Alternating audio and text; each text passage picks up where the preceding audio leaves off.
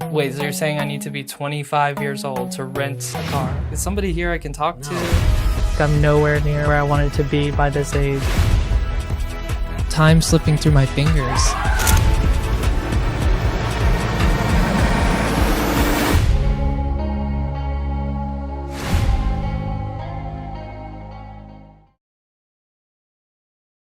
Come along, children. Now we're going to have a little music.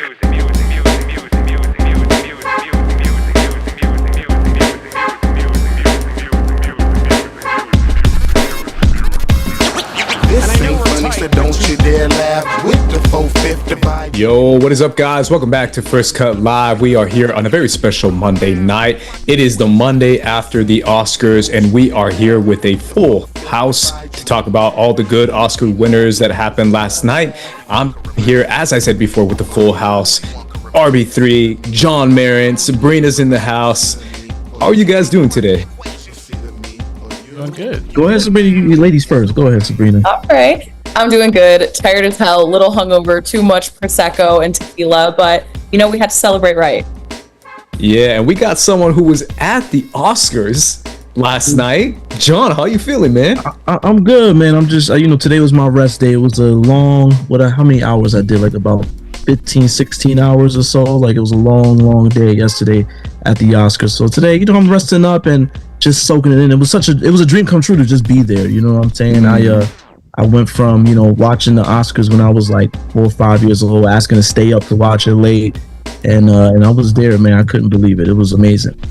Yeah, talk to me a little bit about that before we get to the actual winners and losers. Talk to me about how that came about and what that night was like.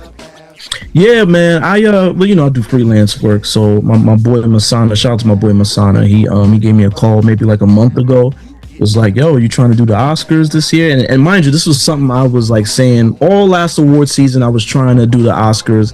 And from what I understand, the staff is a consistent staff. They work every year. It's a very tight-knit group, and only the best of the best come in. Like if you get the Oscars job, like you better know what you're doing. So when he told me that, it was like, yo, this is my time to show and prove. And I got in, started last Tuesday. You know what I'm saying? Every morning, 6 a.m.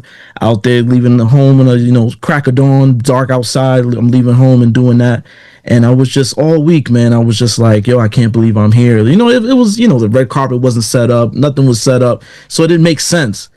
But boy, yesterday morning when I got there, seeing them gold drapes, the red carpet, I was like, ooh, it's showtime, man. So that it didn't feel like work. It did not feel like work. It was like somebody just like an adrenaline shot. You know what I'm saying? It was like I'm ready to go. And then when people started to show up, the energy got crazy. It was just amazing to be there, man. It was just, I was like, all my favorite actors and stars was just like, I could touch them. You know what I'm saying? Conan O'Brien. No, Javier Bardem like shoulder checked me. Like he was trying to get somewhere, but it was by accident, but I turned around, I'm like, oh snap. You know what I'm saying? Like, yeah, it was amazing, man. I'm just incredibly blessed, and I was happy to be there, man. And I was just like, yo, while I'm here, let me get some footage, man. So I had to pull out the phone. I was right there on the red carpet, just prime real estate. So got to see everybody. I got to talk to Shane McMahon was there.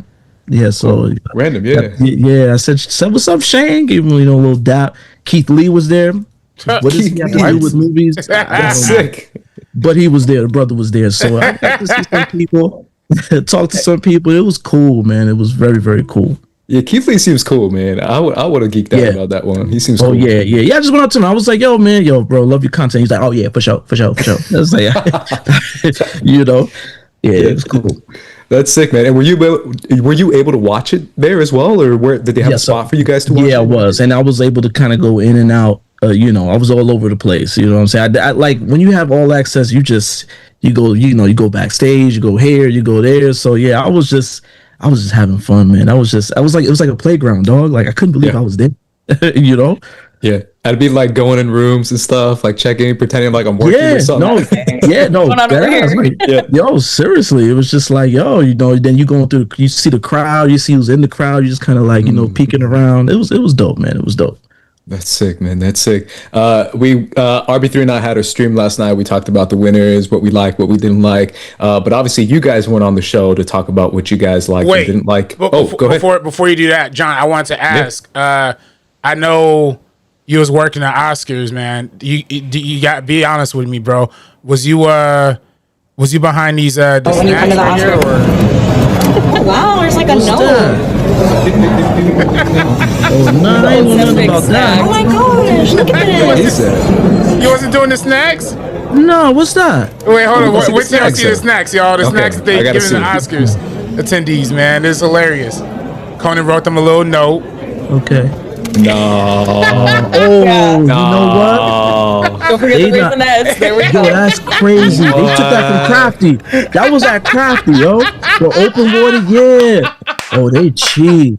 Wow. That is bad, They bro. Crafty was weak. I ain't gonna hold you. Crafty was kind of weak. I was eating what I had. I was eating like these fruit leather buttons. It was like just flat, dried pieces of mango. I was like, yo, what? Like, Nah, man. No wonder Michael B went to In-N-Out, bro. Like, Yeah, I was- nah, bro was yeah. hungry.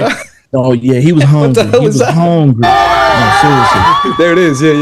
Yeah. you know you're an Oscars legend. Every Oscars legend got to pull up to In-N-Out after they win, man. Like that got to be the new tradition. That mid-ass burger, like that black-ass burger. Come Oh, on, man. man. Okay. Whoa, that's some LA hate right there, bruh. I was gonna say animal style fries, animal style burger. Then you got to do it Listen, right. the fact that you got to do all that animal style, that's how you know it's whack. I know, because it's classic. So what they have is like they have the basic stuff, and you can dress it up however you like. You even want to swap the buns out for like just onions if you're crazy. If you want to get zesty, hell yeah! Like you have the option to do that. It's I stand by classic. In-N-Out. It's classic. Why would you want an onion burger, just nothing but onions? That's nasty, Sabrina. Come on now. I guess I've never had it, but okay. First of all, imagine if I was like insecure about the fact that that's my favorite one, and I have to lie and be like, I've never tried it. Yeah. But, if someone's gluten free or any of the other options, it's a good one. Go to McDonald's, get the Arch Deluxe. I'd rather do that than go to In-N-Out, man. Come on. The little baby burger, like the baby bite. I'm pretty sure somewhere in the Midwest that's like a specialty, like having the super oniony burger. Like they make the onions, like they grill it into the patty, like super crazy. Like That's disgusting. somewhere in the That's- Midwest. Maybe I was gonna say I'm Midwest. from the Midwest, but I don't know about that. Yeah, I was gonna say that sounds more like maybe like a Whataburger Texas thing. Have you guys had Whataburger? I had Whataburger once. I had Whataburger. Okay. It was all right. It's not memorable. You know what I'm saying? It's just nothing stuck out for me. But if I had those snacks though, that's some oof. That's not even considered like skinny pop and raisins. Crazy. What is that? That's disgusting. Now I see why after the show everybody was rushing upstairs for the after party because they wanted the hors d'oeuvres. They wanted the food, man. You over Yeah. eating Food, skinny yeah. pop and drinking water? Come on, dog. Well, because imagine too is that like you're getting ready by like at least 11 a.m. or something. You're showing up there so early. You don't eat that entire time, and then you have skinny pop with like 4 kernels in that entire bag, mostly air. Damn. And the fact that I saw TikTok last night. There's a very famous TikTok girl, and she was giving away her own snacks. And she pulled them up in like a really nice bag, and the bag like opened up like a box, and all she had was fruit snacks, like tiny itty bitty, like they have like 4 in there, like grape fruit snacks. And I was like, bruh, come on, you can't be like, let me give you a snack and then give me like a little like 4 pieces of like baby food, man. Come on. Nah, that ain't gonna fly. Ain't rocking with that. Yeah. Also, honestly, before we get into it, it's a very special someone's birthday today. Oh, it is. Yeah. You yeah, already yeah. know. You already know. Hold up. Wait, yeah. You already know what time it is. Wait a second, y'all. What is? Oh shoot, where's the song, man? One second. Man. Coming, We can just it's skip coming. that. No. It's somebody on here, bro. There we go. Yeah. Yes, sir. Yes, sir. I got mine pulled up, man. I got mine pulled up. I do it every year for you guys, but now I'm doing it for me. Hey, man, and for that, because it's your birthday, and we used to do this back during the pandemic, but we haven't done it in a while. It's your birthday, it's stream day, all the super chats, everything. 100% on dress, y'all. It's all yeah, going yeah, to my yeah. I man's forgot right we did here. that. You know what I'm saying? It's Yeah. it's a good day, man. If I would have to be honest, I knew because I subconsciously remember you and my grandma have the same birthday. Happy birthday, grandma. Happy birthday, Cecilia. Oh, shout out to grandma. Grandma, that's the homie, man. Every time I come in the crib, she's like, "Hey, how you doing?" I'm like, "What's up? What's up, grandma?" Yeah, You know what I'm saying? yeah. No, she's always cooking down there or doing something. So yeah, G-Ma's birthday, and then also Andres' birthday. Yeah. But yeah, I mean, it kind of landed. I should put that as the title, but we could talk Oscars and your birthday too. It's like all in one. It's all good, man. I pulled mine up though, man. You skipped mine, bro. I got to do it on my phone. Oh, hit it. Oh yeah, hit it. Yeah. Birthday. It's your birthday. Carry me a song. Hey. They ask me what I do. Who I do it for? Inside the studio. Okay, it's muting it for some reason, but Well, he's loving it, and that's all that matters. Right. The word. Party of one right there. Every time, bro. Every birthday, I'm gonna sing that. That's me. What I do and who I do it for.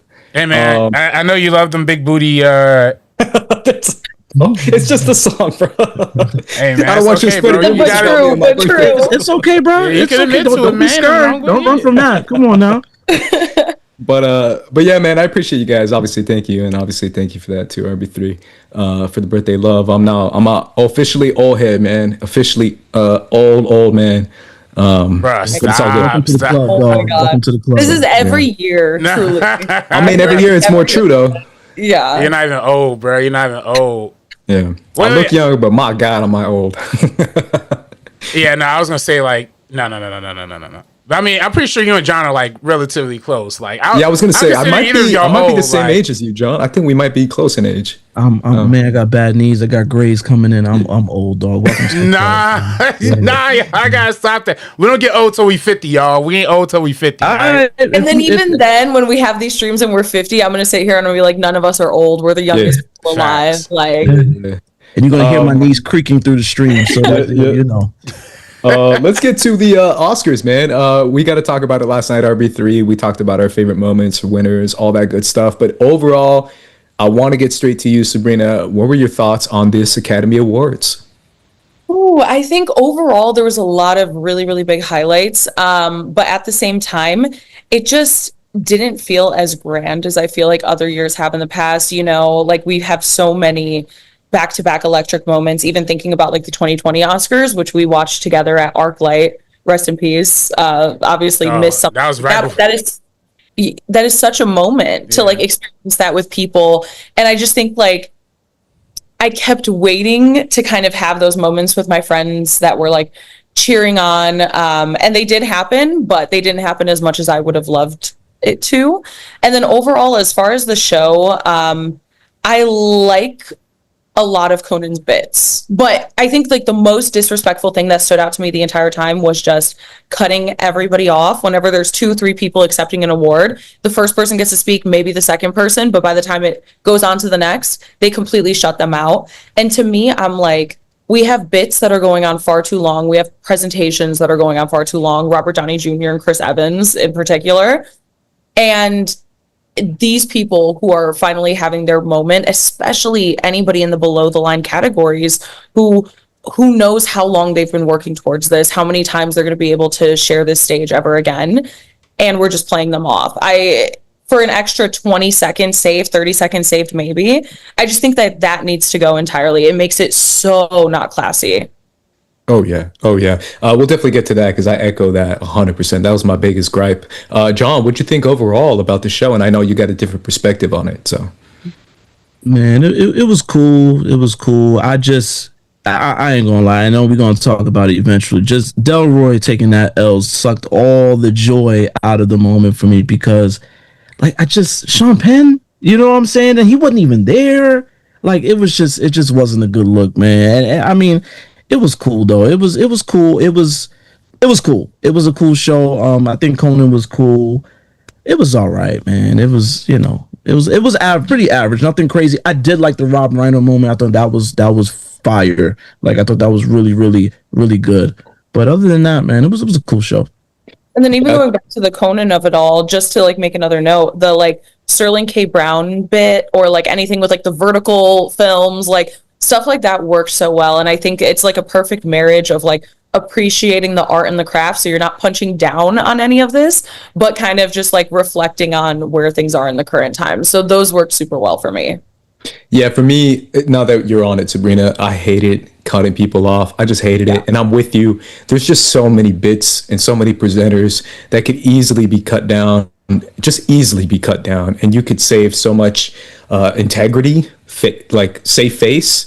And then the fact that the most egregious one was obviously the golden K-pop Demon Hunters one, where the homie was trying to get like just a couple words in. And that was a short speech too. Like she talked for like 25 seconds, 30 seconds maybe. And then other homie came in and they cut him off so harsh that the crowd low-key kind of booed.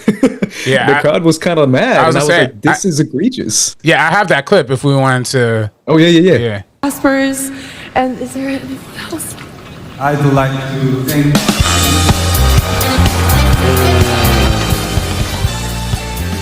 And homie's trying to jump. And then, retracting the mic, cutting away. yeah, like turning down the lights, and then they go to commercial. That was the worst one, and they violated him. That was crazy, dog. Yeah. That to me shows me, like you said, Sabrina, there has to be a respect factor when it comes to the Oscars. And I know bits are important, bits keep the energy up, all that kind of stuff. I get it on a technical basis, but if we're here for award shows, and again, the fact that the speech beforehand, which was EJ's speech, was so short, like there's no way this guy could have said something that long that you were trying to cut him off too. It's not like she went on for 3 minutes. Yeah, and even with keeping the energy up, honestly, the biggest momentum I feel and like the most just like in tune with the show is always when people are accepting their awards. That's the most endearing moment. That's actually what's keeping me there, especially if you're going to have a bunch of bits and like half of them land. Maybe reevaluate and be like, you know what, we can just toss this one out, because nothing takes me out of the show more than like a long bit that's just not hitting. And like it sucks because you hear like the pity laughs in the room and things like that. Like people are like, okay, where are we going with this? But yeah, this is just egregious. Add 30 minutes to the show if you're really that worried about it. Who cares? Start earlier if you need to. Adrian Brody was able, I know obviously they had that bit, which actually was really funny. And you know me, I don't really care for Adrian Brody like that. But his whole thing when he's presenting actor and he like pulls out all his notes. But like somebody like him last year can talk for the longest time in Oscars history, but you can't even give other awards a minute. That needs to be done away with by next year. Yeah, I agree. And then Joseph Ashley in the chat said something that I was talking about last night. It was a one that stood out to me, and that's the bridesmaid one. He said the bridesmaid reunion was whack. I don't think it was whack. It was just too long, man. It could have been cut down. A lot of people were like, I don't know. I think a lot of people watching the Oscars now don't even know what that movie is. No offense to Bridesmaids fans out there. Oh, no, okay. Bro, most people haven't seen crazy. that. Most modern movie fans now, bro. Who is like, yo, I'm the biggest fan of Bridesmaids. It's on my shirt. Okay, like, no, but that's Bridesmaids. no. Stop it. Come on, Bridesmaids man. made a lot of money, and like literally everybody in that cast is like stars. And I'll say it didn't make sense though. Presenting production design literally made no sense. Like I definitely agree with you there. And the sound was messed up, and it took extra long because the sound was bad. Y'all are right on that. And also too, oh, sorry, you go. No, you go. Well, I was going to say, like, every single one was like, oh, this is the whatever anniversary of this film. And I'm like, okay, it would have been cool to maybe mix some of those in there. But, like, I also want some more interesting pairings. Like, I just don't really care to see all of those lineups. But yeah, go ahead, RB3.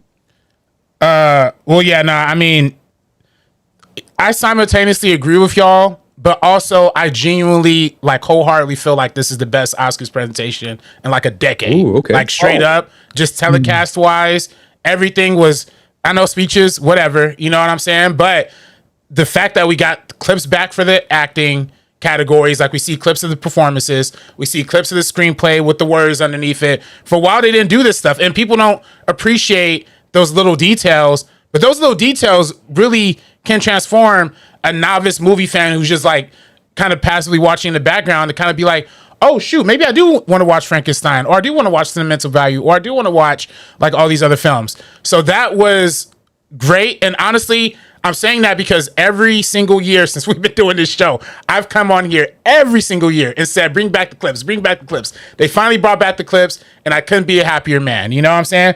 I also think it was the best presentation because, like you said, Sabrina, the bits were legitimately funny. Like when Chris Rock was hosting, I'll be real with y'all, I didn't really laugh. You know what I'm saying? I thought that was whack. The only part that I laughed was when Will Smith did what he had to do and put that man in his place. You know what I'm saying? And then who was that before? I don't even remember what happened in 2020. Right? Kimmel. Oh yeah, Kimmel was weak. Kimmel did like 2 in a row, 3 in a row. Yeah, Kimmel was weak, man. Kimmel was weak. Let's be honest. He was weak. And then they had a bunch of weak ones back to back. Conan was great last year. The jokes hit last year. Last year's was good. Yeah, last year's Conan's jokes hit harder. This one, the actual bits hit like way harder to me. I mentioned it last night on the stream. The Sterling K. Brown Casablanca one literally had me on the floor. Like that was actually hysterical. You know what I'm saying? What else had me rolling? Like you said, the vertical ones. Every time, you know, and of course, my favorite Conan O'Brien moment, going back to the speeches getting cut off, was when they cut him laughing after when they cut off the speech, and he's like, you know, somebody in his ear was like, "Hurry up, get to the next segment, get to the next segment." He's like, "Nah, I'm not gonna do it." You know? Oh wait, this ain't it. That ain't it. But that was a funny joke too. The one that I was really laughing at was. And I know we're tight, but to retract a microphone on a man as he's speaking is hilarious. Next up. I like that he even called out the Oscars producers. Like, yeah, y'all really retracted the microphone? Like, come on. Like, that's a different level of disrespect. Like, so I'm not mad at Conan. I'm not mad at the production team. You know, the speech is cut off. That's a problem. You know what I'm saying? And they can make things shorter. Like Emma Memoriam was good. They had a lot of people to remember. You know what I'm saying? It went way too long though, y'all. It went way too long. I feel like I sat through 4 freaking funerals back to back. All right. Yes. It was definitely giving funeral vibes. Like, you know what I'm saying? Like when Barbra Streisand started singing, I was like, all right, Babs. I know that took me out. You gotta chill, Babs. You know what I'm saying? I love her so much. She turned to the main character. She was just like, yeah, let me bust out. It was like, yo, if you go to black funerals, you know what I'm saying? You know that one auntie that get up on the mic and then she say what she gotta say, then break into song. That was the funniest. Like, I was like, yo, Babs, you gotta chill. You gotta chill, Babs. You know. But it was nice though. I will say it was nice. I think that's why I appreciate it, because it was just giving funeral. You know what I'm saying? So I was like, oh, you know, this is really nice. You know. You know, and I knew they was gonna do something for Rob. You know what I'm saying? Conan is hosting. You know, Billy Crystal. You know, all of that. I knew they was gonna do something, but when she did that, I was like, all right, Babs. All right now. Yeah. You know? It was just the Rob Reiner in the beginning was cool, and then they did another one. And then was it like Catherine Hahn? Yeah, Diane Keaton, Catherine Hahn. Understandable. Captain O'Hara. I'm sorry, Captain O'Hara, not Catherine. I'm not trying to reach that phone on anybody. And then who's the last when Barbara? Who did Barbara Streisand start singing about? Was that Robert Duvall? Robert Redford. Oh, Redford. Robert Redford. Yeah. I was like, all right, like, come on, we're doing too much. I hate this. It's like I get it, and then it kind of, and then, you know, somebody else at the Oscar party made this point that I was at. Like, it's great that you pay big tributes to big people. Of course, big names are like Wang, bigger in Hollywood. But it is kind of a little messed up to like say that this person's death is more impactful than like other people's deaths, right? Like a little bit. I get the sentiment, but when you're doing a big presentation for Rob and you only give Isaiah Whitlock Jr. like a flash picture on screen, or you only give certain people like a real quick flash. Some documentary filmmakers were sharing the screen with other people. It's like, come on, man. Like, what do we? It's like, I don't know. So that was my only thing with the in memoriam section. That's the one too, is that like I get Rob Reiner, because again, I think the manner in which he passed is like especially tragic because it's not natural. And so I think like a memorial there, totally fine. But like Diane Keaton, Catherine O'Hara, and like, again, not to be disrespectful, but like, I think past that, I do think every other one should kind of be a little bit more equal, you know, because even in like last year's, we lost somebody like David Lynch, who never really got recognized by the Academy and has such an incredible film career. And he just had also just one of those moments. So it does feel weird to amplify certain ones and then not others. I do defend the Rob Reiner one though. Also the Fab Five format, I'm kind of just like not in love with every time. I don't know how you guys feel about that one. Which one is that? Where, is like, that they with have the actors? like they did it for casting. So it was like Paul. Yeah, that did go on a little. Those go so long, Yeah. and they kind of just say the same thing every time. Mhm. And it's like clear they're reading off a teleprompter. It's not necessarily feeling like it's coming from the heart, so it's not as endearing and just kind of drags, in my opinion. Yeah, I feel like that maybe that's a one time. Was that only for casting they did that, right? Yeah, but they've done it in previous Okay. years like a bunch of times. That's true. That's true. Yeah. I wonder for what categories that was. Before it would be like Oh, acting. it was for actor. You're right. It Yeah. was for actor. Yes, you're right. Oh yeah, they brought previous winners. Yeah, I mean, I didn't mind it for this one.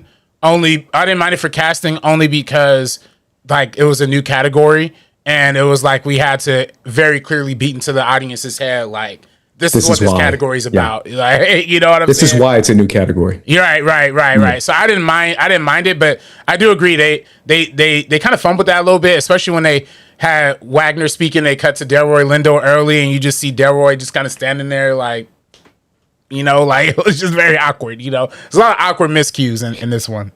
Yeah, I feel like I liked it because I thought it was going to be Sinners winning. I was like, yeah, this is dope. Sinners is going to win. And then they lost. And I was like, this sucks. What? Maybe that's why it soured the moment a little bit for me too. That one was like that L, man. I still can't get over it. I can't get over it. One Battle After Another is a good cast and all, but like it's nothing special. And then when you get something like Sinners, that to me is just going to stand the test of time. So Okay, wait. Nothing special, but it did have Nothing like special, bro. there was 3 Oscar nominees that came from this cast. Like that's pretty special. Like I don't know and though. one Because, winner. yeah, but again, I keep going back to Sean Penn, bro. Like if you're casting Sean Penn, that's nothing special.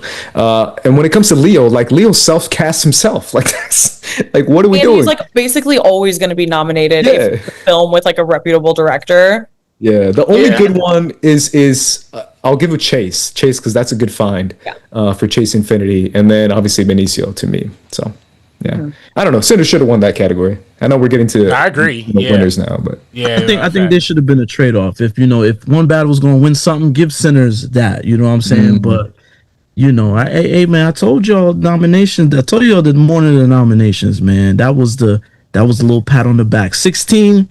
Congratulations, make sure that people are shut up, people are quiet, people are happy. They want people to tune in, you know what I'm saying?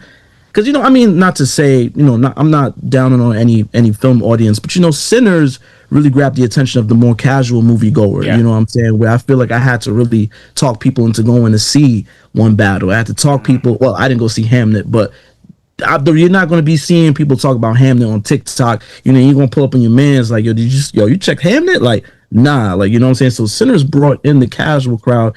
And yeah, they gave it 16 noms, the most ever in history, because they want people to come and watch the Oscars. You know what I'm saying? But only won a quarter of them, like what, four awards? Yeah, I was gonna say it's unfortunately the biggest loser of all time in Oscar history too. With the most nominations, 16. Also lost 12, which is the most nominations a film has ever lost. So, kind of an unfortunate stat. It was the second most winningest film of the night though. So we gotta show love to that. I actually have the breakdown of winning percentages here, courtesy of my man Dan Murrow. Salute to Dan Murrow's channel. I mean, very interesting stats, right? Like K-pop Demon Hunter, 100%, 2 for 2. Sinners, only 25%. Frankenstein, 33%. And even Hamnet, even though only winning Best Actress, it still gets up there. And there was which one was that? Oh, I didn't bring the one for 0 wins, but there was a lot of ones that had 0 wins too. Marty Supreme. Yeah, most notably. And everybody knows Marty. Now that you brought it up, John, though, I want to get right to it. Best Picture winner, One Battle After Another. Low-key, it was between One Battle and Sinners. One Battle After Another over Sinners. How did you feel about that, John? And I know we got a little bit of your thoughts, but give me a little bit more of your thoughts.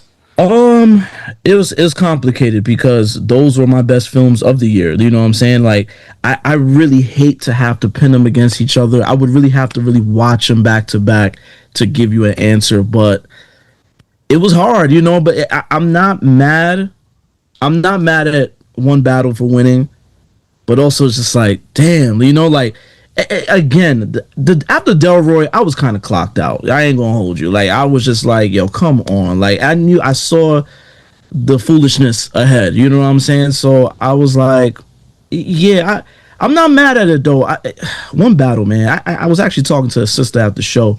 She was a wardrobe person. She told me she left. She went to go see One Battle at a screening, early screening, in a room full of white guys, and she said she walked out after 20 minutes. And like, I'm like, yeah, I understand. You know what I'm saying? That the portrayal of black women in One Battle was the huge red flag for me. I loved the film. I enjoyed the film. I thought it was entertaining. I liked the performances and everything. I think I talked about the whole car chase scene. That was just like, I couldn't control myself. I was like in joy watching that. But that script and the way those sisters was written in the film, I understand. And it's complicated, man. Like, I feel like since they've been campaigning, the more I hear Paul Thomas Anderson speak, I'm just kind of like, I love this film, but I'm starting to dislike it little by little. And I'm really trying to take my emotions out of that. Like, he's really ruining the vibe of the film for me. You know what I'm saying? And I was about to buy it on 4K, and I put a hold on that. I was like, oh, hold on, I ain't bringing that in my collection yet, man. Let me get over this, because I'm not really feeling how he's talking. He just had a whole word salad explaining that element of the script. It said a whole bunch of nothing. You know what I'm saying? He said a lot to say nothing. And I don't know, man. I don't know. And now, I remember during the award season, I was kind of, my brothers and sisters, I know we love Sinners. We saw Sinners. A lot of us did not go and see all these other films, but we were just like, yeah, Sinners is the better movie. I'm like, you got to chill. You got to watch everything else. But now I'm on the inside, like, yo, maybe Sinners should have won that. Yeah, like, you know what I'm saying? Like, now I feel a way about the film, and I don't know, man. I feel it's such a complicated feeling right now, But again, those are like my top 2 films of the year, though. Yeah, we talked about this in our top 10. Sabrina, talk to me a little bit about what you thought of One Battle After Another winning over Sinners. I love Paul Thomas Anderson as a filmmaker. I think this is a common occurrence with like women, people of color, a lot. Like, when you pay attention to the politics directly of the person that creates the art, even if you really like it, a lot of the times, like, even the way that they speak, you're like, oh, they're very disconnected. And so it's like you have to make a conscious choice to kind of ignore it. So I've always ignored his shit kind of over the last like 15 or so years. It's not anything like egregious or terrible, but it's just enough for me to get annoyed about it. So my whole thing is, this is a mid-tier PTA film. That's not saying much, because a lot of his films are really, really fantastic. But in 10 years, I don't think this one is going to be looked back as fondly as something like Sinners. Even Paul Thomas Anderson getting Best Director. If Ryan Coogler had it, could you imagine like the history that people would have talked about for so long? And it was so deserved. Obviously, he will 100% be on that stage soon. I just really did wish it should have been this year. So that's kind of where I stand on it. Exactly like you said, John. When it came to the Delroy moment, I was like, damn, I think unfortunately this is taking a turn for like what I don't want to see happen. Obviously then kind of got really excited when when they won for cinematography, which is incredible, obviously. Super groundbreaking moment. And then I got optimistic again. And then it just continued. It's like casting and just everything left and right. But I think the win of it all is that, again, Sinners has this impact. People love it. It does not matter if you're a cinephile, casual movie fan. Most people really, really admire his work. And also, again, something I want to say, with the 16 nominations, that's another reason, honestly, I think it should have won Best Picture and Best Director, because to have all these different categories being recognized in your film and to have you at the top kind of like managing all of it. He knows how to pick his talent that he works with. He knows how to do that. And I think that is just really a beautiful thing. And also going back even on the PTA, just personality of it all, sharp contrast with Ryan Coogler. He is signing I love you to his colleagues. He's going and grabbing his cinematographer's child so he can kind of witness that moment. There's just so much heart that is like laid out when it comes to Sinners. Like, I have chills right now thinking about it. And I just think that's why it's a win, because this film, I just know, will be celebrated for many, many, many decades to come. you bring up that's a great point. Like I say, you said it perfectly. It captured the heart of cinephiles and the casual moviegoers. Like, everybody's gonna love Sinners. 20, 30 years from now, when Brother Coogler gets his ownership of the film, it's still gonna be bringing in that dough. You know what I'm saying? People are gonna love it. And no, you're absolutely right. I agree 100%. Yeah, RB3. After a night of sleep, if you got any sleep, how are you feeling about this win when it comes to Best Picture, and how history will look on it now that John and Sabrina are talking about that? I don't know if you can hear me. Yeah, no, I'm muted. Yeah, sorry. Look, man. Why y'all got me doing this, man? Why y'all put me in a position to defend one battle after another? You know what I'm saying? Because I agree. Listen, I 100% agree with every single word y'all are saying. I wanted Sinners to win. I voted Sinners up and down to win. This is why it's my worst Oscar ballot of all time. You know what I'm saying? I probably had like 9 out of like 24 just because I went Sinners. You know, I believed in the film because I love the film. It's legitimately my number 1 movie of the year and one of my favorite, you know, maybe one of my favorite Ryan Coogler movies of all time. I really think about that too. In the same vein though, yeah, I mean, I also, like John said, literally we're talking about my number 1 and number 2. Like, I love One Battle. I literally have rewatched it the morning of the Oscars just to like refresh my feelings on it. And again, what y'all are saying about PTA is right. The artist behind it, whatever. But the art itself, the art is amazing. And the art is saying something that, frankly, not a lot of other movies are saying. So I get it in the fact that, like, you know, and I've said it. This is why I said to y'all during the nominations. This is why I said last night during the stream. It's like when you got the black movie versus the biracial movie.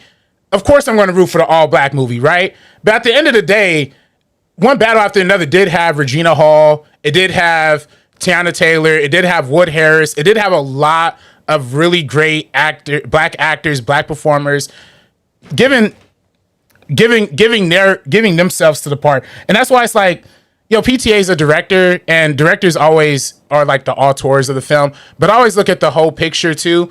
And you know, we got introduced to a coven of black nuns. We got introduced to a whole underground, you know, Harriet Tubman, Mexican exodus happening. There was so much that happened in the film that I feel like, you know, is notable. I think it's dope. That being said, though, y'all are right, though. Sinners is the best movie of the year. It will stand the longest cultural standpoint, test of time, all that kind of stuff. And like PTA said in his speech, look, go back to 50 years ago, Best Picture nominees, one battle after another. One Flew Over the Cuckoo Nest, ironically, another movie with one in the title, one Best Picture 50 years ago.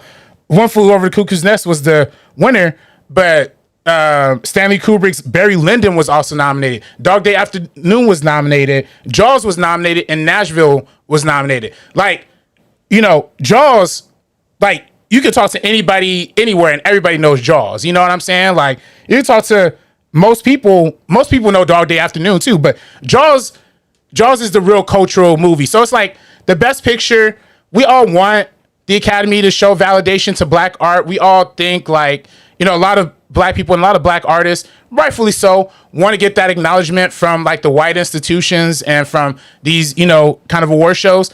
But at the same time, it's like we know what the culture is here for. We know what won all the BET awards and all the NAACP awards and what's for us.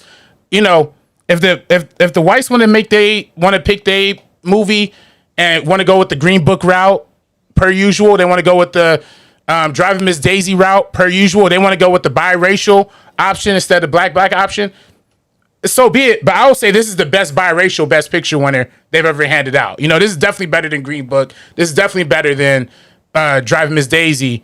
So yeah, I wouldn't even put One Battle in those conversations. You know what I mean? But a lot of people are, though. Like, a lot of people are. Yeah. My thing is that, like, I'm not putting it in those conversations at all, but I still am just like underwhelmed. I'm extremely underwhelmed with it. Like I said, Paul Thomas Anderson's great. I love Phantom Thread. Even, like, I know that's kind of like one of his that like fly under the radar for other people. That was PTA?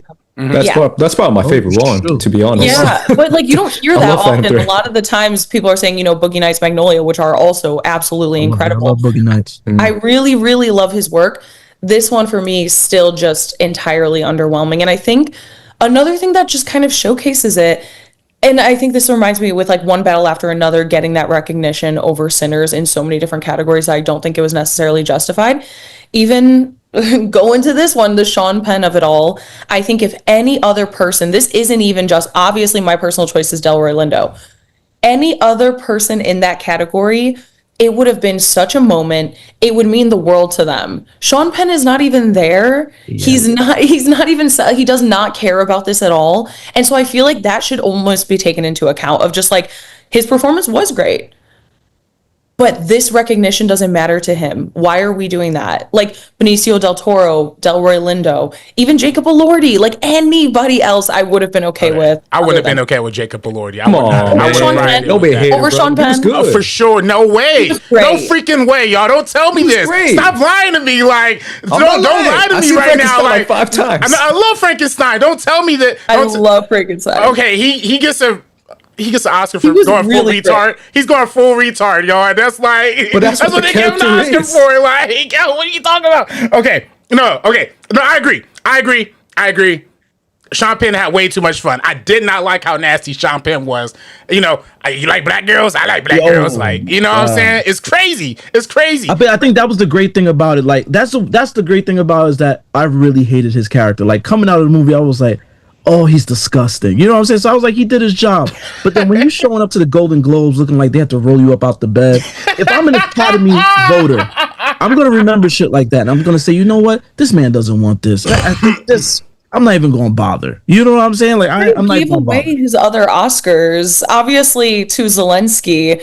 So, like, it's not like he's just, like, giving it away for nothing. But, like, he does not care about these recognitions. Oh, you said he gave away his other Oscars? Yeah, he gave away his other Oscars to Zelensky. Yeah, and that's what he did. He spent time with Zelensky right now. I wouldn't have bothered. I wouldn't That's why I just don't think he should have been in the conversation, because we're talking about, like, this is just symbolic. All of this is just symbolic. You're getting recognized, but he's not even there to have the moment being recognized. It's not actually about who's the best, because if that was the case last year, Coleman Domingo would have won for Best Actor over Adrian Brody, in my opinion. I agree with that. And so that's the thing. It's like we constantly, even Best Actor, gosh, if you look for the last like 15, 20 years, truly every single person also nominated for Best Actor this year, Leo, Timmy, does not matter who, they were all far better than a lot of the winners. We have Gary Oldman for The Darkest Hour. Who's going to remember that? I don't think you're actually looking at like this is the best, but it is also symbolic. That's like the next level to it. So that's why the Sean Penn stuff is just so disappointing, because we're not recognizing it because he's not there. And it's not even symbolic because he's not there. Like, there's just nothing about this that matters, and it would have meant the world to anybody else. No, y'all are cooking. I definitely agree. Can y'all see me? Am I frozen? Are y'all frozen? I see you. Okay. I can hear you. For some reason, y'all frozen to me. Yeah, we're frozen though. Yeah, what's going on? All right, let me double check that. But in the meantime, I do have a clip of that Best Supporting Actor win. And the Oscar goes to Sean Penn, One Battle After Another. Skarsgård, come on. Sean Penn couldn't be here this evening, or didn't want to, so I'll be accepting. Good. He's not there to clap for anybody. Lance isn't there. He doesn't have to clap. Yeah, nah. I mean, yeah, he's not there. I mean, yeah, Delroy didn't have to clap. I mean, honestly, I wouldn't have clapped either. I mean, remember Angela when Angela Bassett when Jamie Lee won? Yeah, nah, she was not happy. She was not happy. That might be the worst. Sharp. Yeah, she was not amused. That's kind of the sick part about it, is that they gave Amy Madigan a very clear legacy award, like a very clear, like, this is a career award over the performance. The fact that the Academy broke their unwritten rule about horror to do that for her, yeah, that was a like, a little, here you go. Right. You know what I'm saying? Thank you for your service. Exactly. But on the flip side, they couldn't do that for Delroy. And like you said, Sabrina, Sean Penn has multiple Oscars. He's now in a rare breed of actors with 3 Oscar wins. Look at the names. That's crazy. Yeah. That's not right. He's in the Meryl Streep category, in the Jack Nicholson category, in the Daniel Day-Lewis category now, thanks to this win for One Battle After Another. Ingrid Bergman and Sean Penn in the same sentence about that is crazy. Yeah. Oh, sorry. I'm sorry. I was gonna say the most winners is 4 with Captain Hepburn. Wow. Yeah. I think for me, looking back at it, just to kind of put a button on it, I think what bothers me personally is the fact that I came out of this movie really thinking that it had something to say, and then when the more you ask PTA, it's like, hey man, you got something to say? He's like, not really, man. No, not really. And it's like, that's exactly what I was going to say to RB3 earlier. Like, I don't want to like downplay, but I think we are filling in those gaps for him. He's not necessarily saying, I don't think the movie's saying what it is. That's the thing about Sinners, is that it's saying something. Yes. A lot of other films are saying something.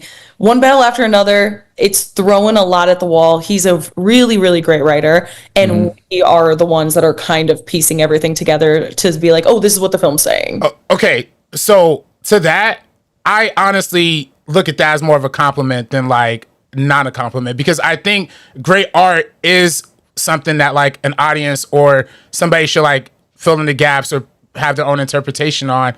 I think we as audiences have kind of like gotten a little numb to that. I'm saying that to say, look, I love that movie. What's that French movie? Tatine. You remember that one, Sabrina? Yeah. That came out a few years ago. That won Cannes or something like Palme that? d'Or. You watch that movie, it's completely incoherent. Like, basically, you know what I'm saying? It almost makes no sense. But you, as an audience member, has to put together the pieces. And then when they ask the director, the homegirl, about that, she doesn't say any answers about it. When you ask Kendrick Lamar about his lyrics, he'll just flat out say, I don't want to talk about it. You know what I'm saying? So David Lynch would do the same thing too all the time. And I think there's a beauty in that. Yeah, go ahead. I think there's a beauty in that. I think there's a beauty in both sides of it, right? I think there's a beauty in like the Ryan Coogler, let me give you the message right up front. Like Black Panther very much gives you exactly what it's about through dialogue.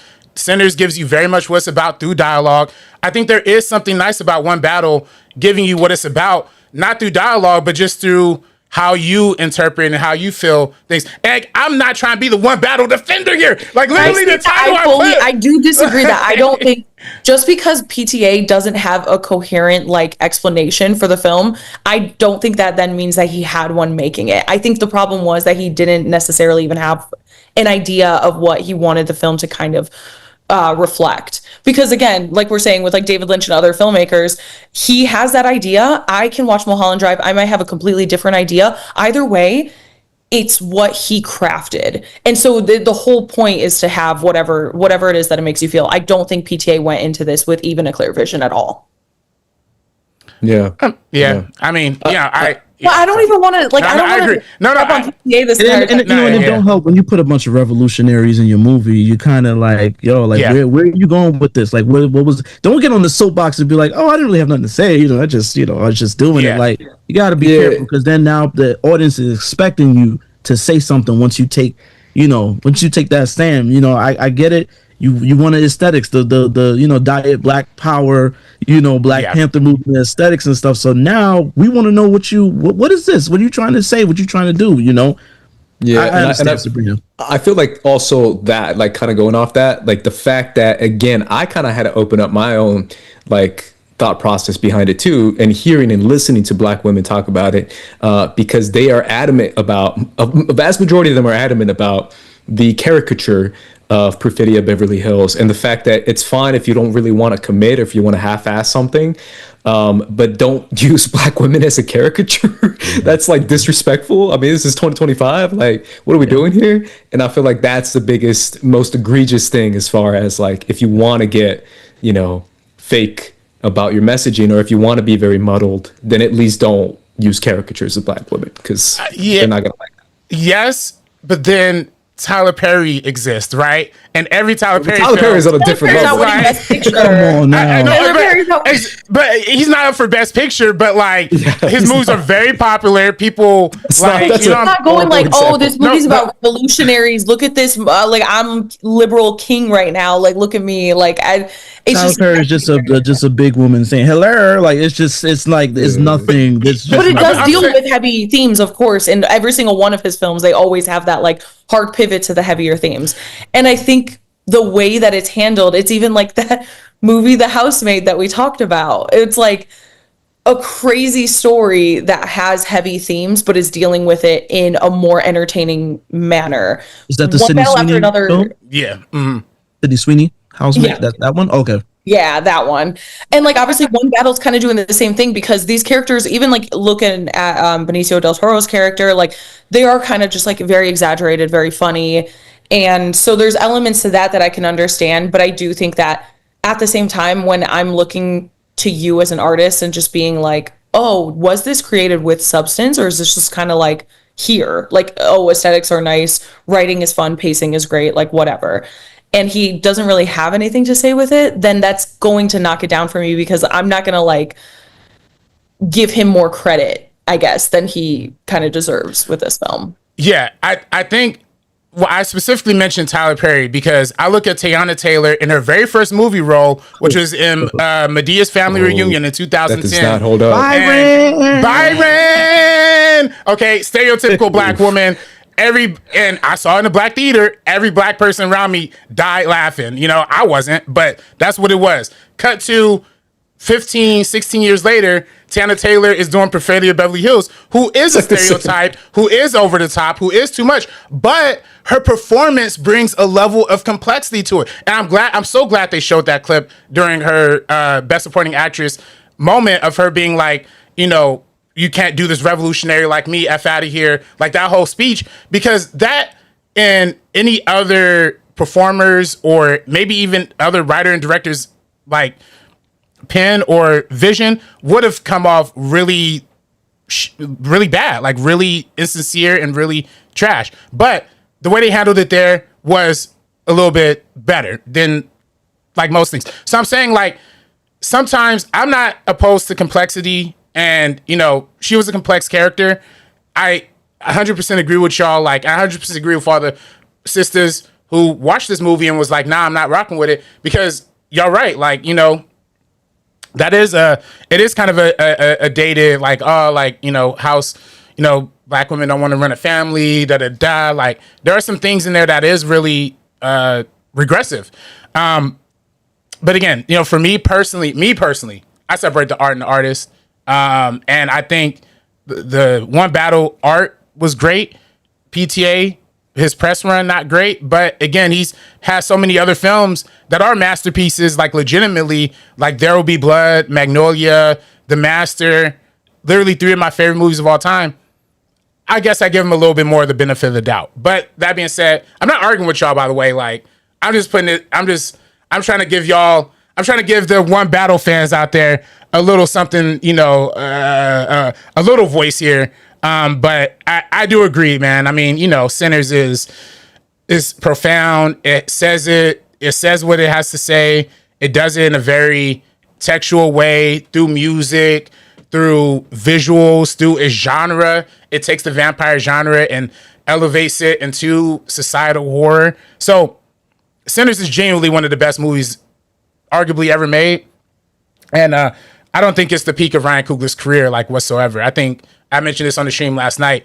If you're comparing Ryan Coogler to Christopher Nolan, in that sense, Sinners is like his inception, right? So we haven't even gotten to like when Ryan Coogler is going to make like his version of Oppenheimer or his version of like his magnum opus. We haven't even gotten there yet. So I'm still very excited for Coogler as a filmmaker, for the entire cast. I do think Uni Masaku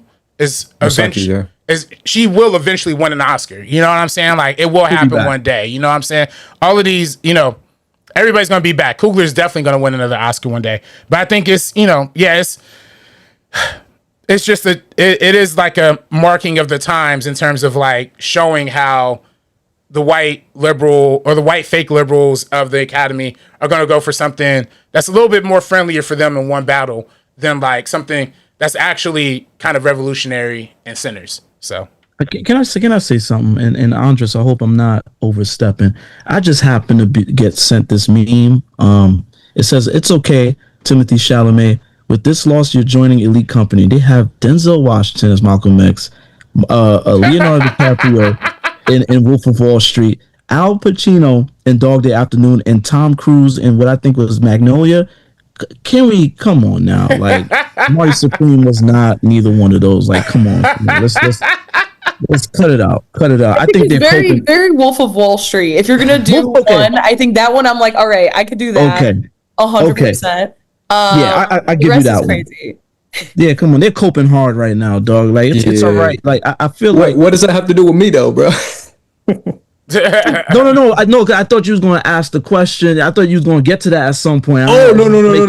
I didn't. You know what I'm saying? It's just I saw it and I had to say something. I was like, this is crazy. I didn't want to see y'all react to me seeing me reacting. And I'm like, y'all didn't know what I was reading. But no, that's all. My bad. Pardon me. Oh no, you're good. I was just confused. I was like, what I said? Yeah, no, I thought you was going to bring that up. My bad. Pardon me. Yeah. No, you're good. Let's get to it, man. Best actor. That was a moment. Probably the moment of the Oscars night. I would say those moments, the Sinners moments, whether it's Ryan's win, Autumn's win, or Bette Michaels' win, are the moments. I would include Ludwig too, but Ludwig's just, that was an easy W, and he's done it before. What do you guys think of Michael B. Jordan as Best Actor? And I'll start with you, John, since you were bringing that up. I was surprised.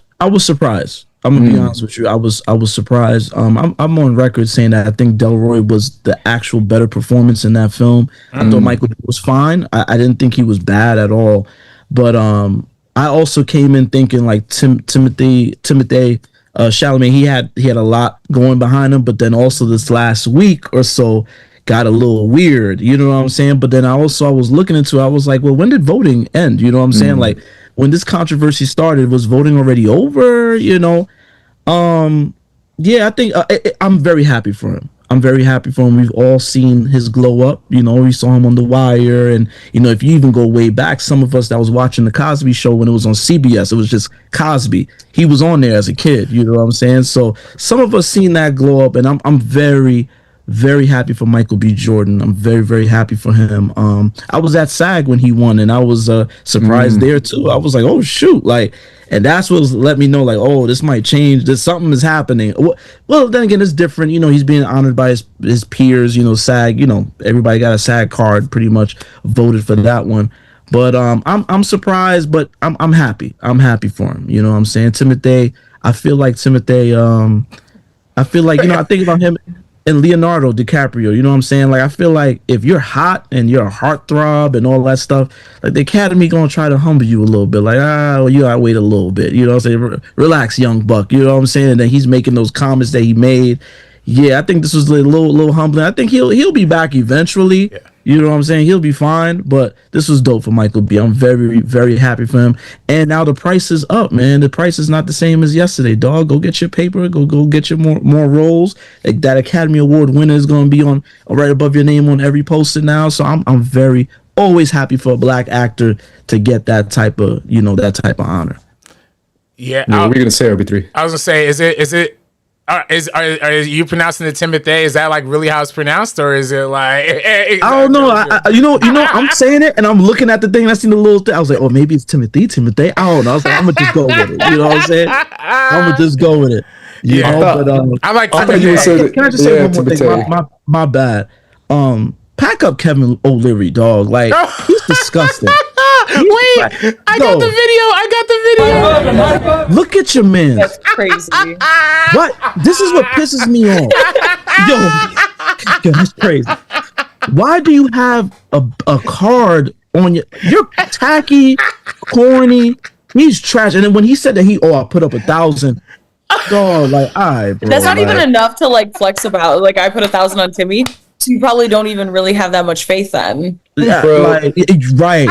Yeah, you know what I'm saying? You just put 1,000. That's it. Just everything. I'm sorry for just being long with just every. I feel like since Marty's been out, everything's just been reeking of like corny white boy. Like everything about like the people that's speaking up for the film. It's just like, all right, it's a good film. It was a great film. I enjoyed it. I really enjoyed Marty Supreme. But like going back, RB, once again with your review about the dangerous film for them white boys, and it's like, the same white boys that's showing up to Union Square Park with the JFK Jr. fits and stuff like that. That the A24 film, bro, I can't stand them, dog. Yeah. And their auras all over this movie now. Like the fact that they made that meme, had to say you in the same conversation with Malcolm X. Are you the Al Pacino Dog Day Afternoon? Are you shitting me? Like what? No, dog. No, like chill out. Cope harder. He'll be back. The film is great. Josh Safdie, it's a great film, but they gotta relax. You know what I'm saying? It's just the film the hype for the film got icky right before the awards. It's just like all the stuff that I hate that irked me was just like, you know what I'm saying? Like it was those people speaking up. It just, 0 for 9, man. Pack them up. I think what happens though every single time Timothée Chalamet is kind of in that actor conversation, he comes so close. Like he won SAG last year for A Complete Unknown, and then he's just like constantly. So like he will get so close to being there. Even like Call Me by Your Name, obviously, that was the year Gary Oldman won for The Darkest Hour. I think Timothy should have won for Call Me by Your Name that year, 100%. Or there were other people in that category that could have won, but with Best Actor, they are less likely to kind of go for like the ingenue, and they do really make everybody work for it. Like Leonardo DiCaprio not winning until he was in his 40s. Exactly. That's crazy. Exactly. But I kind of dislike that because like we have Mikey Madison last year, and we don't kind of reward that same grace just kind of all around, even for supporting actor and actress or anything. That's why we have to give out these legacy awards to Amy Madigan, even though I think it's a very fun win. And I'm like, okay, I'm cool with it. I'm not mad at it like I am with like some other wins across the board. But that's why we have to give out these legacy awards, because we're not giving recognition to the people maybe kind of in other times that they did really deserve it. Again, I think 2018, Call Me by Your Name, Timmy should have won that Oscar. Maybe we wouldn't be having to deal with all this aftermath stuff now, and like him talking about how much he wants it. I do think also like, for some reason, I think it can rub people the wrong way when people are trying too hard and they kind of discount it. Like he had that speech, I think it was at SAG last year for A Complete Unknown, where he's like, I want to be one of the greats and I want to be in the conversation with this person. And obviously he has the talent to back it up. Yeah. He is really good. But I'm really, really happy that Michael B. Jordan won this year. And I do think, of course, Timothy is going to be nominated again the next time he's in a role, whether he works with like Greta Gerwig, Christopher Nolan, even like Dune, who knows? Because obviously the third one will be coming out. Another shout out I do want to give is Ethan Hawke for Blue Moon. I think he was incredible in that film. And honestly, for my personal choices, Michael B. Jordan and Ethan Hawke would have been kind of like side by side. Yeah, kind of. Oh, go ahead. I was gonna say real quick, just backing up the point you were saying, Sabrina, about how they make young male actors kind of work harder for it. And this is a stat, again, salute to Dan Morrow. He had a great breakdown on his channel. There's only been 3 Oscar winners for Best Actor who have been at 30 or under the age of 30 to ever win Best Actor. One being Adrian Brody, ironically enough. And then the other ones being Richard Dreyfuss and Marlon Brando. So like way back when, And then on the flip side, for Best Actress, there has been 33 actresses who have been under the age of 30 or at 30 to win Best Actress. So it's like 3 for male versus 33 for female. It kind of lets you know what the Hollywood kind of... What do you think is behind that, though? I think it might be one of those situations of just like, they don't see a male ingenue the same way as like a woman ingenue. I think they give a lot of those like more grace. Like they probably just look at Timmy, and again, they're like, we saw you last year. We're probably going to see you again in a year or 2 or 3, probably multiple times within the next decade. And so you don't really kind of get those like lightning in a bottle moments. That's just kind of what I'm thinking from it. Yeah, for me, it's more about Hollywood has been notorious, at least since I remember, even back in the 90s, for like not appreciating or not giving roles to older women, older just being over 30. Like anytime a woman reaches that age of like 33, 34, 35, they're like kind of done, low key. And women in the past, again, actresses from early 2000s, 90s, which was my era, talked about them being kind of rejected or being forgotten because of that role. Yeah, it's weird. It is kind of this, weird. We still see it. This is society, right? Society as a whole. This appreciation and love for young women, an obsession over young women versus once they get older, and obviously the vice versa of that with like the older man. Just weird kind of societal BS, in my opinion, that's just been kind of ingrained in us since old school Hollywood. So, and it is unfortunate because they probably, again, like I said, like they look at Timmy, it's like, you will be here a bunch of times. Maybe in Mikey Madison, they're like, I don't really know. So who knows? Like, let's just give it to her now, even though I think she'll be up on that stage again. You just reminded me, Sabrina, my bad, pardon. I completely forgot about Mikey Madison winning. When you said that, that went right over my head. And she won over Demi Moore. So it's kind of the same thing that we kind of talk about where like, that would have been, I mean, I loved her in The Substance. She was my personal choice that year. Yeah. But they were quick to choose kind of this like younger ingenue actress over even like a legacy type award, which we do see them kind of lean towards a few more times with these women. So. Yeah, I got to echo also kind of going all the way back to your first point, John, when it comes to Marty. I said it in my review, man. I recently saw Marty Supreme, so for me, it's like right off the top of my head. But oh my God, did Kevin O'Leary take me out of that movie? I thought he was terrible in the movie too. A lot of people being like, "Oh, he was actually good." He's not good. He was not good in that movie. It just looked like he was reading lines. Being himself. Yeah, and it felt awkward. It felt like a very like this guy is not an actor, and he's just talking at you. That's number one. Number two, I'm with you on the weird vibes that the film was giving off at the very end, and also. I said this last night, RB3, but Timmy's press run where he was doing like rap verses, he was giving away sweaters. He was like talking about like how I'm the swaggiest and I'm the best, and he was like, I don't know, man. It rubbed people the wrong way. I think that's what kind of did it when it came to. I think that really helped the press run, and I think that's to make why money. Why the film was such a big success. I agree. It's kind of funny that he was tapping into, especially with like some of like the younger people with that. But yes, now you have to transition from like you're catering to Gen Z and young millennials to now you're kind of campaigning across the board for a much older audience. And then he did do that hard pivot. He had all this going on maybe until like what, mid-January, and then it's like, okay, now I'm this like young classy guy who wants to be one of the girls. And it doesn't translate well, but he was really great in it. I do like the film. I think it was in my top 10, but yeah, it's just interesting because there's a lot of those conversations too where people say that like even they take into account like your kind of like your personal life, how you carry yourself, and that's why Michael B. Jordan was actually pretty absent from campaigning for the first few months. I think he had like other filming obligations, so it's just not like he wasn't going like Sean Penn. But then he came in at the perfect moment to just really highlight his performance that I think is what brought him to the forefront at the perfect time for SAG and then Oscars. And those comments, like the ballet stuff from like Timmy and everything, I think Oscar voting was already over. I also don't think that would really affect it. I think it's just so many of these factors we're talking about completely like combined. Yeah. I think that ballet comment was kind of coming into it with that kind of cockiness that he was doing in his press run, where people were like, oh no, you're even cocky about ballet. Like it kind of flowed into that. So, which is what I think kind of lost him the campaigning aspect of it too. Yeah, but I think, correct me if I'm wrong, guys, but like, I do think his comment wasn't ill-intentioned, and he kind of walked it back immediately because he kind of meant something along the lines of like more so like, we talked to a bunch of people, casual moviegoers, like anything, and people have probably been to the theater at least once in the last year, but the movie theater.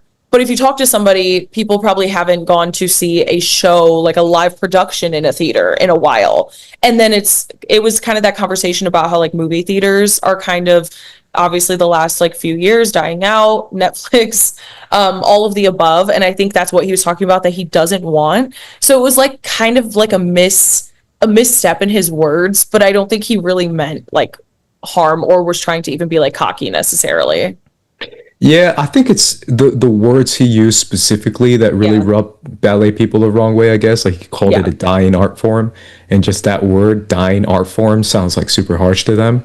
Yeah, but he did walk it back. Like the moment he said it, he said, "I don't mean that." Like, and so that's why it's like there's so whatever. much. There's so much. Yeah. I, if I was a ballet homie, I would have been like, whatever, bro.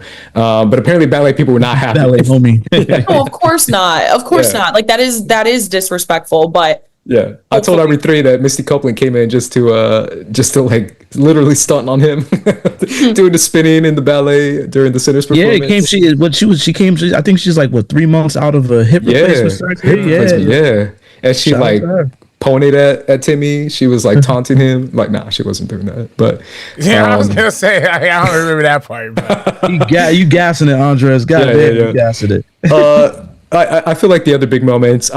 We have to get to Autumn real quick. Autumn, to me, was she made history last night as being the first cinematographer, director of photography to win Best Cinematography. How did you guys feel about that moment? And once again, I'll go to you, John. I love it. I loved it. You know what I'm saying? Again, anything Sinners could have got, I was on board for it. You know what I'm saying? I was on board for it. And as a woman, shorty of color, I'm down. I'm always down. Sabrina, how'd you feel about that moment?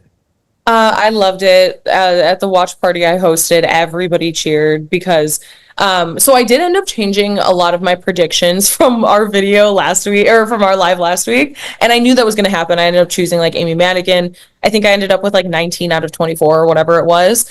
I did change. I was voting also with my heart and predicting with my heart.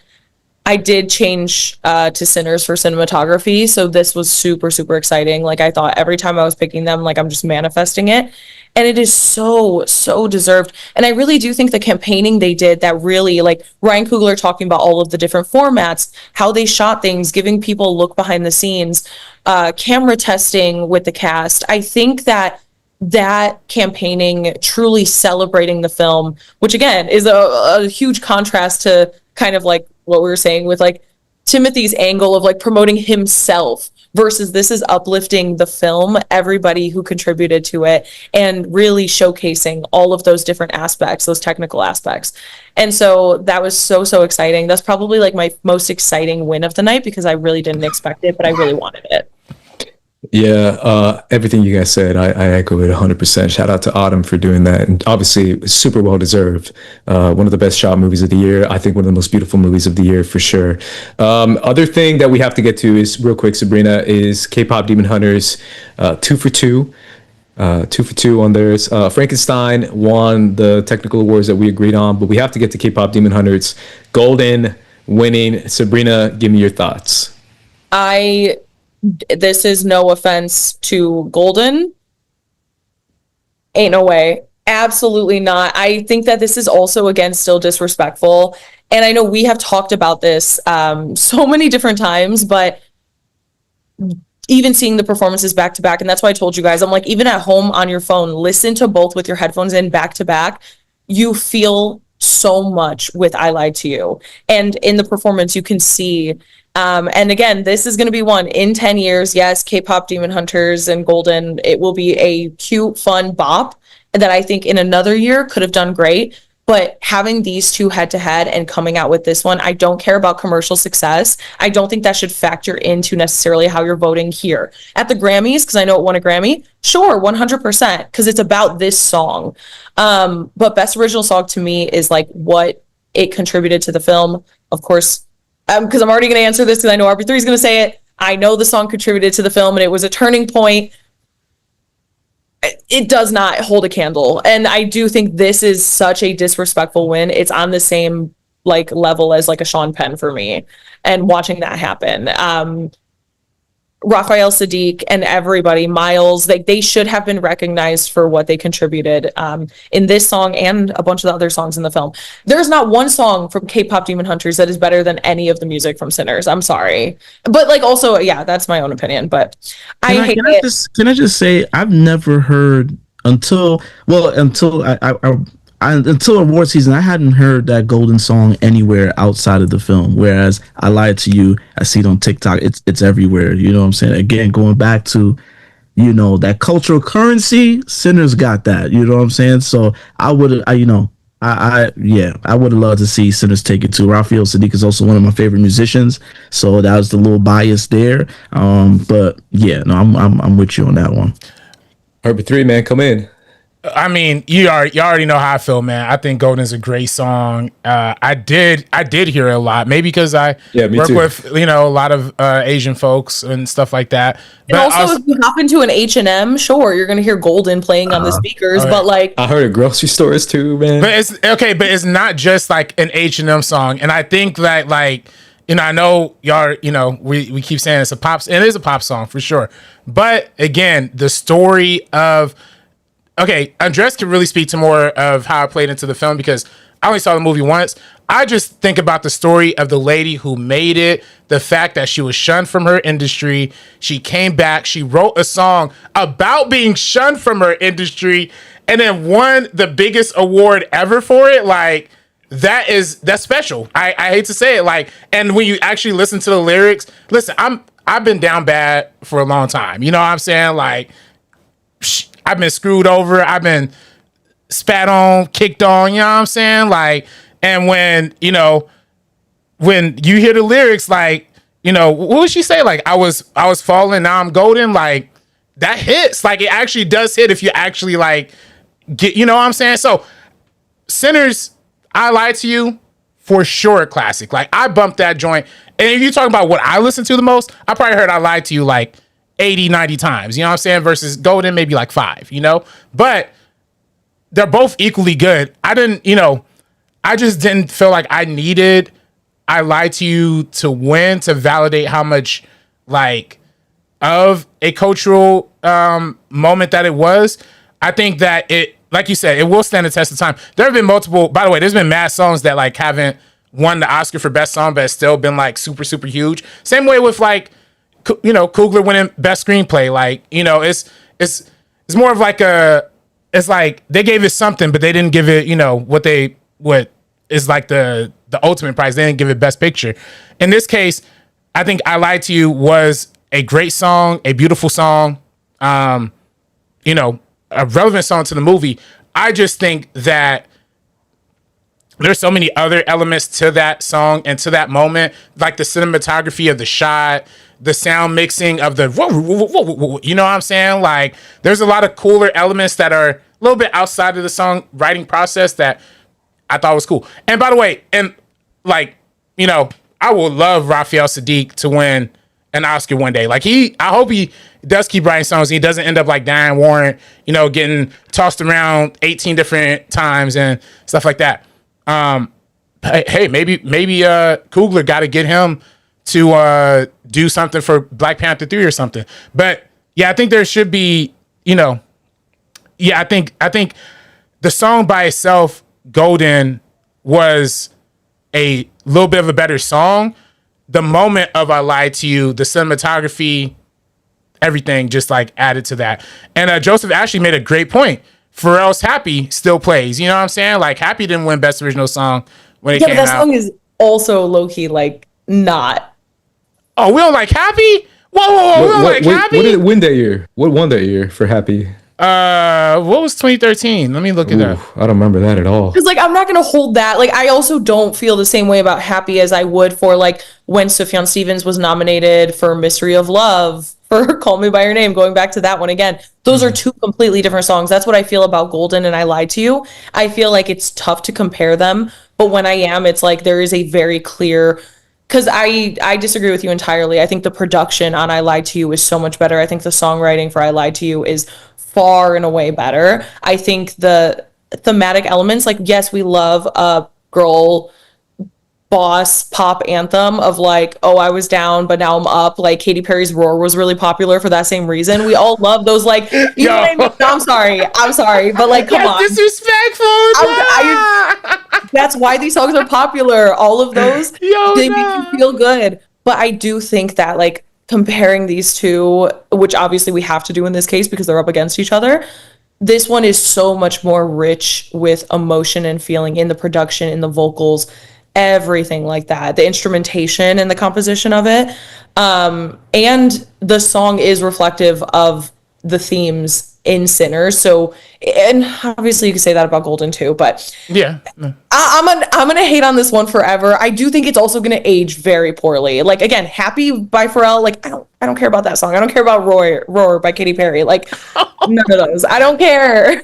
The year Happy lost, it was Let It Go, Frozen, which my daughter was just born around that time. That shit went quadruple platinum in my career. So just say it. And I think that's such a funny comparison because it's like, yeah, we did have the animated song that went triple platinum in 2013 versus like, the black song, and Happy. You can argue how black, Happy is. I think Happy was a banger. Like that was that's some soul. People were happy, like genuinely happy around that time. You know what I'm saying? Around that time, that's true. Yeah. It was a different era. Yeah, I also very just different really times. don't like. I like had beef with like the Minions for like the longest time. True. I babysat for kids, and so like they were the most annoying things ever. And then I also hated the song Happy at the time. Yeah. Let It Go was on that level too, though. Let It Go was like that became annoying after. If you had any kids, my nieces was scream that song just like ridiculous. But you could say the same about Golden right now. Little kids are screaming that song. They are in little houses right now. Like I'm in my own bubble, I guess. Cause I see somebody said Nike Joy said Golden topped the charts for a ridiculously long time. Yeah, it did. It won a Grammy. Yeah, I'm in my own bubble, I guess. You know what I'm saying? Cause I've really not even I haven't heard the song at all. You know what I'm saying? It's a good song. Also, same Nike Joy also saying comparing Golden to Katy is disrespectful. It's the vibe of the song. I'm saying it's the same thing of like, oh, I'm in my power. I got my power back and now I'm going to do great. Like we have so many of those songs always in pop music. And that's why it's like Golden doesn't necessarily for me, like it just doesn't hit. It's still really good. I will always say that. But I think there's one more element. I know you're going to speak on this. There's one more element too, is the K-pop factor of it. I do think that is what makes it a little bit better, a little bit more elevated, just in terms, not elevated, but it does add a little bit extra. You're not just giving it to some white pop artists who just half wrote this song like half asleep. You're actually giving it to like legit Koreans who like, again, homegirl, in Korea, if you over 30, you iced out the industry completely. She was done. She was iced. She thought she had no more career left. Netflix hit her up about this song. She liked the test demo. They said, we like the test demo. Let's use it in the movie. And history was made. You know what I'm saying? I think that's an amazing story. I do think that's award winning for me. But I do see what you're saying. Like, I do agree. I also too agree with you, Sabrina and John. What I Lied to You did for the culture will always resonate more with me and with literally everybody. I'm just, I'm not, again, it's the one battle versus Sinners thing. Like you got 1 and 2 that I both love. I don't know which side, Yeah, and I'm not trying to, even with the one battle one, for people who are fans of Golden or One Battle After Another, I'm not judging what you love. Like, hell yeah, do it. I'm just saying for Golden, the last thing I will say about it is like, I understand why it won a Grammy. I understand why it's like topping the charts. I understand all of that. For Best Original Song at the Oscars, I think I just like expect a little bit more when the lineup is as rich as it is. In any other year, last year, absolutely. I'd be like 100% Golden should win. But this was just not the year, in my opinion, that like a pop girl boss song should win. What won last year? You guys remember? I don't even remember. There wasn't even like really good standouts at all. That's the thing about Best Original Song. That was like my last point I was going to say was like, how many of them are memorable? Like I don't even remember a lot. Quite a bit. And it is unfortunate too, because I feel like a lot of the really good options are always left out. We have like Olivia Rodrigo doing that song for the last Hunger Games. Oh, that was a good song. Yeah. And that wasn't nominated. Miley Cyrus did the Avatar Fire and Ash one this year. That's not nominated. And that has star power and like blockbuster film. Billie Eilish from Barbie. Yes. That was last year. Did she win last year? No, that was 2 years ago. Oh, that was 2 years ago? Oh, I'm sorry. But then, what was that made for? Yeah. That was 2 years ago. So Billie Eilish won twice. Like, yeah, she did. She won twice. She won for Bond. Yeah.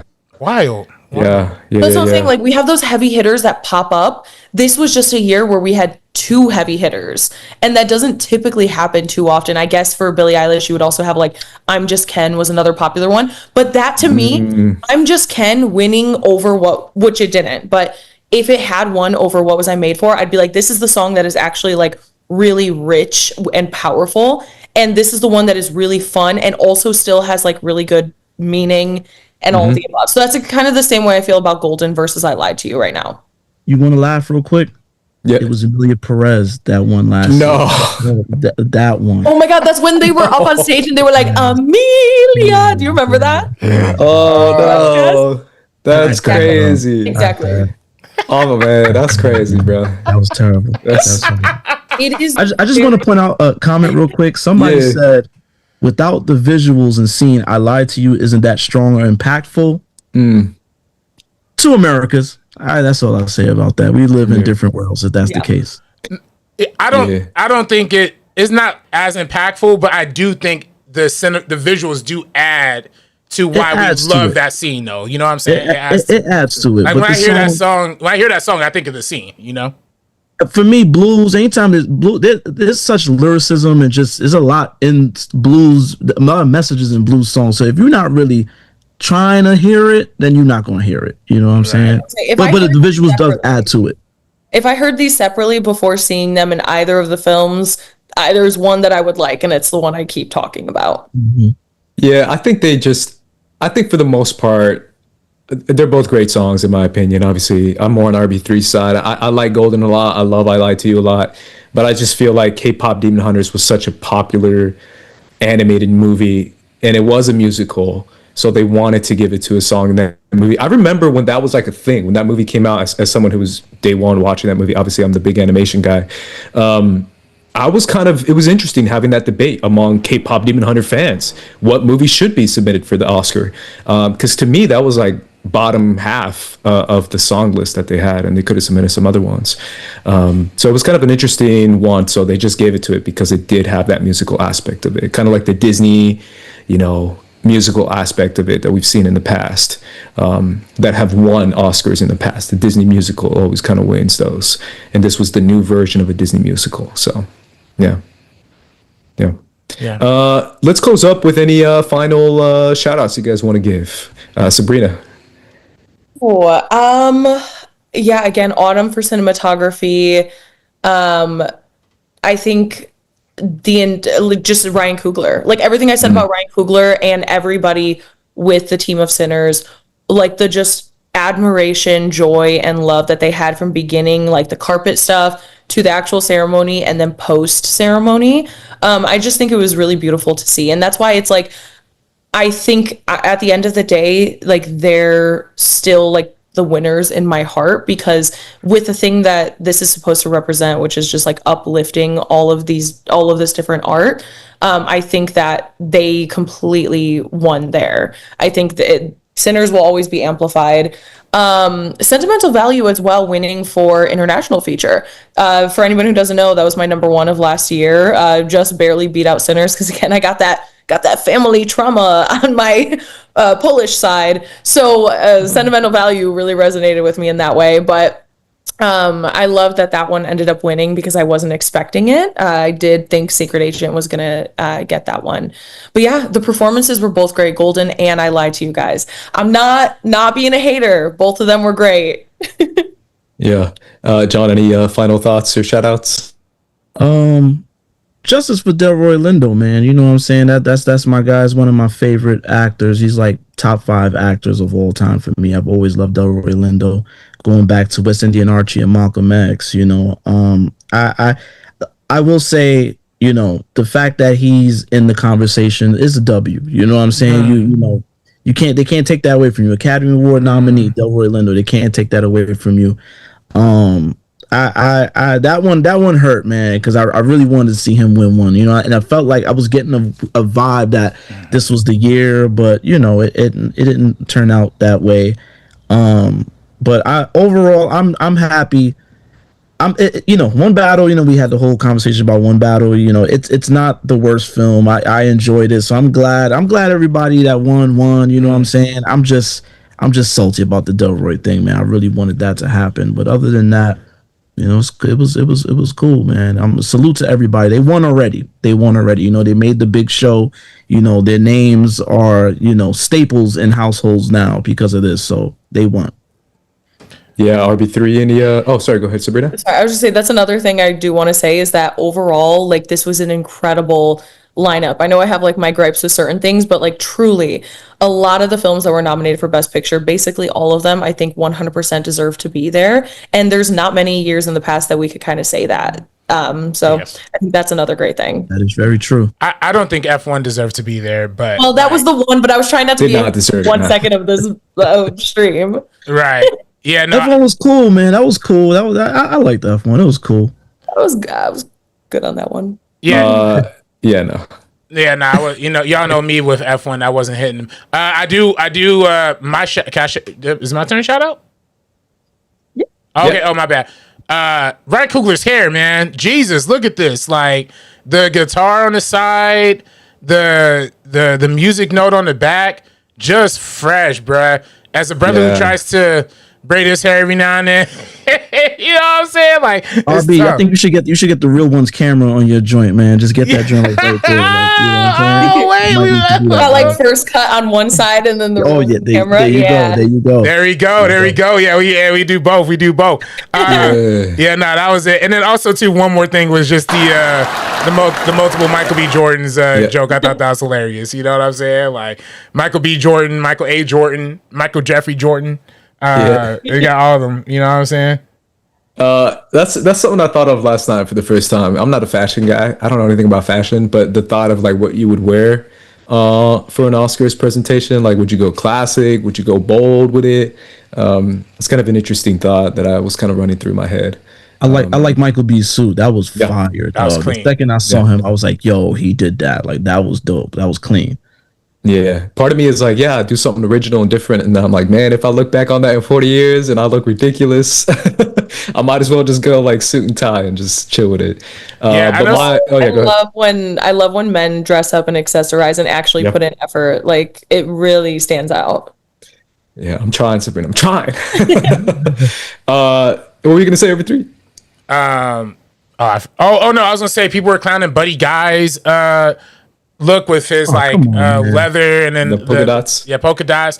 I'm like, nah, man, don't even disrespect the legend like this, man. Let the OG rock. You know. Also, you guys know what he talked about, like what was the inspiration? His mom, her favorite pattern, she always wore polka dots. Oh no way! So Okay. he wore the polka dots for her, and then the overalls were to represent like his family. He wears overalls a lot since they had worked out like physical labor. So see, that was well thought out. That was well thought out, and That's he what got I'm it saying. all.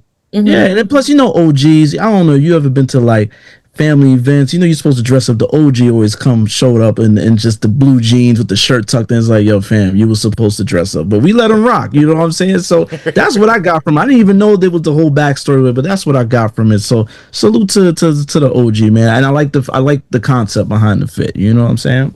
Yeah. There was a lot of good looks last night. Shout out to them. For me, my go ahead, RP3. No, you go. For me, my final one was Javier Bardem. I mentioned it last night. Like a straight up gangster, just walking everywhere like a G. Like you even said he shoulder checked you. Yo, son, he didn't say excuse me. It's like, oh damn, like bro, you got it. He had places to be. He had things to say. He had the most I don't give a fuck attitude out of everyone last night, literally by standing up there and saying no to war and free Palestine. Something that no one else said or anyone said close to last night. So shout out to Javier for doing that. So yeah, that was mine, RB3. Oh no, I just want to hopefully give I just want to manifest some other things that I think will happen in the future. I'm manifesting Tiana Taylor will win an Oscar. I'm manifesting Uni Masaku is going to win an Oscar. I'm manifesting that Ruth Carter is going to win her third Oscar. That one was a little disappointing to me, man. I'm not going to lie. That one was tough seeing her lose. I mean, Frankenstein had great costumes, but I want to see her win her third Oscar. And we will see Ryan Coogler win Best Director one day. I'm telling y'all, it's going to happen. It's going to be for a film. It might even be for a film that, I mean, it's hard to be a film that's better than Sinners, but maybe it might happen. You know what I'm saying? Like, he might do his magnum opus, and that's the one that really gets him. So, yeah, I'm loving. I love a lot of the award winners. I love seeing Coogler go up there for Best Original Screenplay. I love seeing Michael B. Jordan thank his mom and Emma Stone standing right there. Like, Emma Stone was right there with Viola Davis too. There's a lot of fun moments, man. But, I winners, I wanted Sinners. I was a little disappointed, but the presentation, maybe because John was working on it, this was the best Oscar presentation in like a decade. So I definitely think the clips, the bits, 90% of it was pure perfection. Just don't cut off people no more. No. Yeah, that's a big one for me. Appreciate you guys watching and tuning in. Let's go around the horn as far as where can people find you. John, where can everyone find you, man? You can find me at Twitter, Instagram, MrMarinKnows. You can also find me on TikTok, MrMarinKnows Movies. Also, Real Ones Film on YouTube, Real Ones Film on Instagram, Real Ones Film on YouTube. Today I just posted, I got the House Party Criterion set. So, I did some things. I just posted the Reginald Hudlin's House Party student short film that the film was actually based on. So that's up there on the Real Ones page. Go check it out, man. Dope. Awesome. Make sure you guys check that out. Sabrina, where can everyone find you? Follow me on Twitter and TikTok at Sabrina on Film, Letterboxd at Sabrina Ramirez, and then Instagram at Sabrina.onfilm. Time out, you heard that? RB tried to play me off. You heard that, right? Y'all heard him try to play me off. Y'all try to do me like something golden. Don't play me, RB. I was like, damn, okay, all right. He cuts off your mic. He like blacks out your screen. Oh, dang. That'd be funny, man. Oh, check us on Real Ones, please. Check us on the Real Ones podcast, please. RB, don't play me off. Check out me and RB on all right, Real no more Ones. playing off. No more playing off. Like the Oscars, we not playing music. We dub music. For sure. RB3, where can everyone find you, man? You can follow me on Twitter and Instagram at Director RB3. Thanks for everybody who tapped in. Thank you to the chat. We didn't read a lot of y'all, but I did want to shout out homie on TikTok. The one comment we had on TikTok, and wow, would you look at that? I actually lost it. But okay, we did have one comment on TikTok, and then Joseph Ashley. Everybody, should we give memberships again? Actually, here we go. Oh my gosh, is this a real name? I don't even want to read this. Okay. Coochie Muncher commenting on TikTok saying, In-N-Out is the best burgers. I agree, Coochie Muncher. No, and that's coming from a real eater. Yeah, Okay. All our Oscar talking, that's what he took away from me. He was like, I missed all the Oscar shit, but In-N-Out. I gotta give that a shout out. That's what we had. Okay, we didn't gift any memberships today on YouTube, but we will be gifting memberships. Y'all saw the stream last night. We was gifting memberships left and right. It was crazy. But stay tapped in every Monday. We'll probably gift some memberships soon. So, and also, sorry, one more thing. Check out my film, Quarter Life Crisis. Link in the description below. Make sure you guys tune in this Thursday for Sabak the Block. Once again, we're doing our Star Wars show, Sabak the Block. We have our own channel for that as well. Make sure you guys check that out. On Thursdays, you can find me at Squad Leader Ace everywhere on social media. Make sure you guys follow First Cut if you haven't done so already. That should be the first thing you're doing right now. Leaving us a comment, a like, and a follow. A subscribe if you're on YouTube. And make sure you follow us on social media at First Cut TMO. But either way, guys, for the First Cut crew, we're going to be peacing out. So peace, deuces. With the 4/5 divide you in half. You getting at me equals a bloodbath. Only one can remain. It's either me or you. Only one can remain. It's either me or you. Only one can remain. It's either me or you. It's either me or you. You do the math. Only one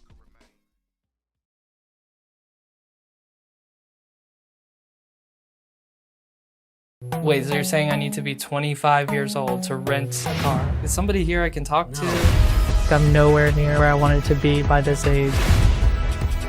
Time slipping through my fingers.